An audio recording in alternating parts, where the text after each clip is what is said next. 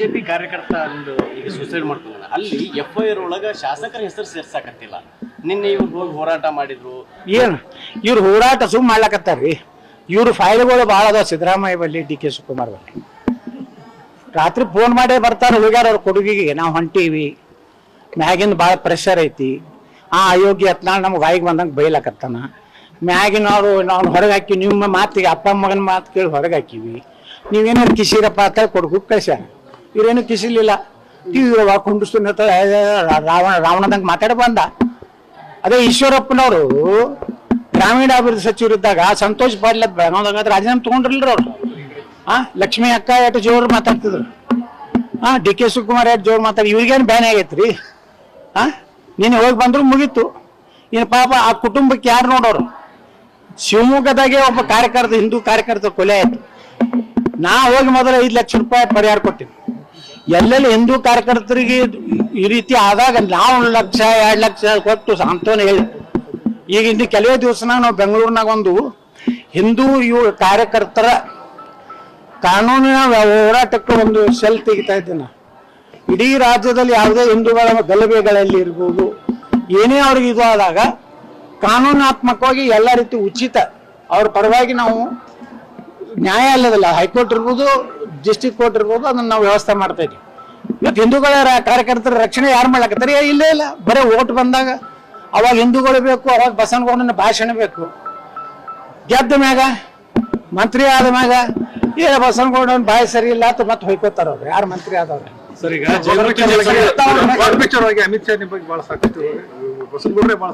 Sir, Waqf ಇಂತ ಭಯಾನಕಿತ್ತು ದೇಶನಾಗ.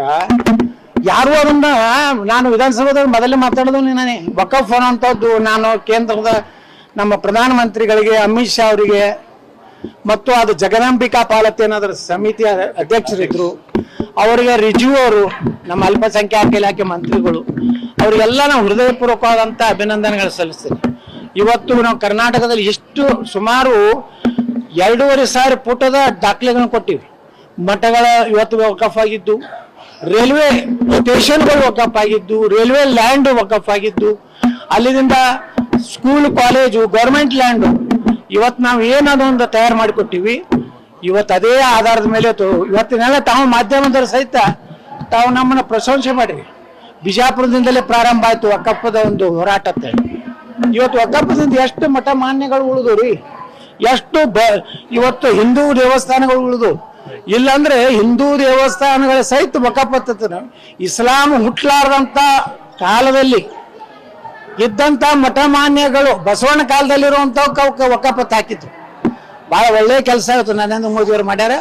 ಅವ್ರು ನಾವು ಇಡೀ ದೇಶದ ಜನರ ಪರವಾಗಿ ಹೃದಯ ತುಂಬಿ ಅವ್ರಿಗೆ ಕೃತಜ್ಞತೆ ಸಲ್ಲಿಸ್ತೀವಿ. ಮಾಡಿದ್ರಲ್ರಿ ಅವ್ರ ಬಿಜಾಪುರ ಸಾಫ್ಟ್ ಕಾರ್. ನಾನು ಒಳ್ಳೆಯವನೇ ಇದೀನಿ, ಆದ್ರೆ ದುಷ್ಟರಿಗೆ ನಾ ಬಹಳ ದುಷ್ಟ. ಬಿಜೆಪಿ ಕಾರ್ಯಕರ್ತ ಅಂದು ಈಗ ಸೂಸೈಡ್ ಮಾಡ್ಕೊಂಡ ಅಲ್ಲಿ FIR ಒಳಗ ಶಾಸಕರ ಹೆಸರು ಸೇರ್ಸಾಕತ್ತಿಲ್ಲ.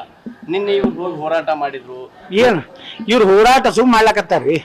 ಇವ್ರು ಫೈಲ್ಗಳು ಭಾಳ ಅದಾವ ಸಿದ್ದರಾಮಯ್ಯ ಬಲ್ಲಿ, DK ಶಿವಕುಮಾರ್ ಬಲ್ಲಿ. ರಾತ್ರಿ ಫೋನ್ ಮಾಡೇ ಬರ್ತಾರ ಹುಡುಗಾರ ಅವ್ರ ಕೊಡುಗಿಗೆ, ನಾವು ಹೊಂಟೀವಿ, ಮ್ಯಾಗಿಂದ ಭಾಳ ಪ್ರೆಷರ್ ಐತಿ, ಆ ಅಯೋಗ್ಯ ಹತ್ನಾಳು ನಮ್ಗೆ ಬಾಯಿಗೆ ಬಂದಂಗೆ ಬೈಲಕತ್ತಾನ, ಮ್ಯಾಗಿನವ್ರು ನಾವು ಹೊರಗೆ ಹಾಕಿ ನಿಮ್ಮ ಮಾತಿಗೆ ಅಪ್ಪ ಮಗನ ಮಾತು ಕೇಳಿ ಹೊರಗೆ ಹಾಕಿವಿ, ನೀವೇನಾರು ಕಿಸಿರಪ್ಪ ಅಂತ ಕೊಡುಗು ಕಳ್ಸ್ಯಾರ. ಇವ್ರೇನು ಕಿಸಿಲಿಲ್ಲ. ಟಿವಿ ಕುಂಡಿಸ್ತು ರಾವಣದಂಗೆ ಮಾತಾಡ ಬಂದ. ಅದೇ ಈಶ್ವರಪ್ಪನವರು ಗ್ರಾಮೀಣಾಭಿವೃದ್ಧಿ ಸಚಿವರಿದ್ದಾಗ ಸಂತೋಷ್ ಪಾಟೀಲ್ ಬೆಳಗಾವದಾಗ ರಾಜೀನಾಮೆ ತಗೊಂಡ್ರಲ್ರಿ ಅವ್ರು. ಲಕ್ಷ್ಮೀ ಅಕ್ಕ ಎಷ್ಟು ಜೋರು ಮಾತಾಡ್ತಿದ್ರು, DK ಶಿವಕುಮಾರ್ ಎಷ್ಟು ಜೋರು ಮಾತಾಡಿ. ಇವ್ರಿಗೇನು ಬ್ಯಾನ್ ಆಗೈತ್ರಿ. ನೀನು ಹೋಗಿ ಬಂದ್ರು ಮುಗೀತು. ಇನ್ನು ಪಾಪ ಆ ಕುಟುಂಬಕ್ಕೆ ಯಾರು ನೋಡೋರು?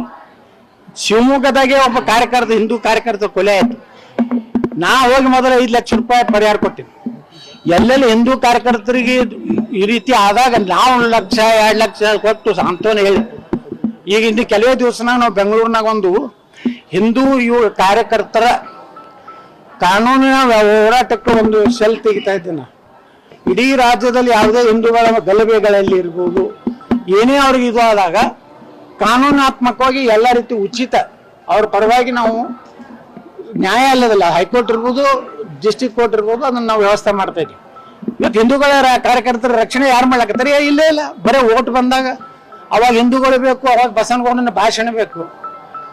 ಗೆದ್ದ ಮ್ಯಾಗ ಮಂತ್ರಿ ಆದ ಮ್ಯಾಗ ಏ ಬಸವನಗೌಡನ್ ಬಾಯಿ ಸರಿ ಇಲ್ಲ ಅಂತ ಮತ್ತೆ ಹೊಯ್ಕೋತಾರ ಅವ್ರು ಯಾರು ಮಂತ್ರಿ ಆದವ್ರೆ. ಸರ್ ಈಗ ವಾಗ್ಮಿಕ್ಚರವಾಗಿ ಅಮಿತ್ ಶಾ ನಿಮ್ಮ ಬಗ್ಗೆ ಬಹಳ ಸಾಕಷ್ಟು ಬಸವನಗೌಡ್ರೆ ಬಹಳ ಸಾಕಷ್ಟು ಸರ್ ವಕಫ್ದು ಇಂಥ ಭಯಾನಕಿತ್ತು ಈ ದೇಶನಾಗ ಯಾರು ಅದನ್ನ ನಾನು ವಿಧಾನಸಭೆದಾಗ ಮೊದಲೇ ಮಾತಾಡೋದು ನಾನೇ ವಕಫ್ ಅನ್ನೋಂಥದ್ದು ನಾನು ಕೇಂದ್ರದ ನಮ್ಮ ಪ್ರಧಾನಮಂತ್ರಿಗಳಿಗೆ ಅಮಿತ್ ಶಾ ಅವರಿಗೆ ಮತ್ತು ಅದು ಜಗದಾಂಬಿಕಾ ಪಾಲತಿ ಅನ್ನೋದ್ರ ಸಮಿತಿಯ ಅಧ್ಯಕ್ಷರಿದ್ರು ಅವರಿಗೆ ರಿಜ್ಯೂ ಅವರು ನಮ್ಮ ಅಲ್ಪಸಂಖ್ಯಾತ ಇಲಾಖೆ ಮಂತ್ರಿಗಳು ಅವರಿಗೆಲ್ಲ ನಾವು ಹೃದಯಪೂರ್ವಕವಾದಂಥ ಅಭಿನಂದನೆಗಳು ಸಲ್ಲಿಸ್ತೀನಿ. ಇವತ್ತು ನಾವು ಕರ್ನಾಟಕದಲ್ಲಿ ಎಷ್ಟು ಸುಮಾರು 2,500 ಪುಟದ ದಾಖಲೆಗಳನ್ನು ಕೊಟ್ಟಿವಿ. ಮಠಗಳ ಇವತ್ತು ವಕಫ್ ಆಗಿದ್ದು, ರೈಲ್ವೆ ಸ್ಟೇಷನ್ಗಳು ವಕಫ್ ಆಗಿದ್ದು, ರೈಲ್ವೆ ಲ್ಯಾಂಡ್ ವಕಫ್ ಆಗಿದ್ದು, ಅಲ್ಲಿಂದ ಸ್ಕೂಲ್ ಕಾಲೇಜು ಗೌರ್ಮೆಂಟ್ ಲ್ಯಾಂಡು ಇವತ್ತು ನಾವು ಏನದೊಂದು ತಯಾರು ಮಾಡಿಕೊಟ್ಟಿವಿ. ಇವತ್ತು ಅದೇ ಆಧಾರದ ಮೇಲೆ ಇವತ್ತಿನೆಲ್ಲ ತಾವು ಮಾಧ್ಯಮದವರು ಸಹಿತ ತಾವು ನಮ್ಮನ್ನು ಪ್ರಶಂಸೆ ಮಾಡಿರಿ. ಬಿಜಾಪುರದಿಂದಲೇ ಪ್ರಾರಂಭ ಆಯ್ತು ವಕಫದ ಒಂದು ಹೋರಾಟ ಅಂತ ಹೇಳಿ. ಇವತ್ತು ವಕಫದಿಂದ ಎಷ್ಟು ಮಠ ಮಾನ್ಯಗಳು ಉಳಿದು ರೀ, ಎಷ್ಟು ಇವತ್ತು ಹಿಂದೂ ದೇವಸ್ಥಾನಗಳು ಉಳಿದು. ಇಲ್ಲಾಂದ್ರೆ ಹಿಂದೂ ದೇವಸ್ಥಾನಗಳ ಸಹಿತ ವಕಫ್ ಇಸ್ಲಾಂ ಹುಟ್ಲಾರ್ದಂತ ಕಾಲದಲ್ಲಿ ಇದ್ದಂತ ಮಠ ಮಾನ್ಯಗಳು ಬಸವಣ್ಣ ಕಾಲದಲ್ಲಿರುವಂತ ವಕಫತ್ ಹಾಕಿದ್ರು. ಬಹಳ ಒಳ್ಳೆಯ ಕೆಲಸ ಆಯ್ತು ನರೇಂದ್ರ ಮೋದಿ ಅವರು ಮಾಡ್ಯಾರ. ಅವ್ರು ನಾವು ಇಡೀ ದೇಶದ ಜನರ ಪರವಾಗಿ ಹೃದಯ ತುಂಬಿ ಅವ್ರಿಗೆ ಕೃತಜ್ಞತೆ ಸಲ್ಲಿಸ್ತೀವಿ. ಮಾಡಿದ್ರಲ್ರಿ ಅವ್ರ ಬಿಜಾಪುರ ಸಾಫ್ಟ್ ಕಾರ್ ನಾನು ಒಳ್ಳೆಯವನೇ ಇದೀನಿ, ಆದ್ರೆ ದುಷ್ಟರಿಗೆ ನಾ ಬಹಳ ದುಷ್ಟ. ಹೆಚ್ಚಿನ ವಿಡಿಯೋಗಳಿಗೆ ಪ್ರತಿಧ್ವನಿ ಯೂಟ್ಯೂಬ್ ಚಾನೆಲ್ ಸಬ್ಸ್ಕ್ರೈಬ್ ಮಾಡಿ, ಬೆಲ್ ಐಕಾನ್ ಕ್ಲಿಕ್ ಮಾಡಿ.